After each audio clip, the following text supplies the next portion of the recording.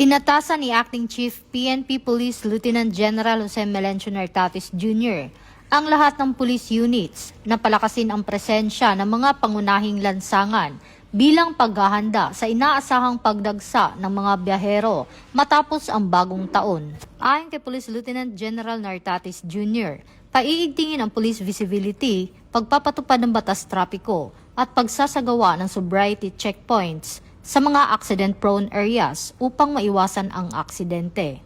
Dagdag pa niya, ang Highway Patrol Group ay nakikipag-ugnayan sa LGU, DOTR at iba pang ahensya para sa maayos na daloy ng trapiko sa mga highways, expressways at transport terminals. Ito ang bagong PNP para sa bagong Pilipinas, serbisyong mabilis, tapat at nararamdaman.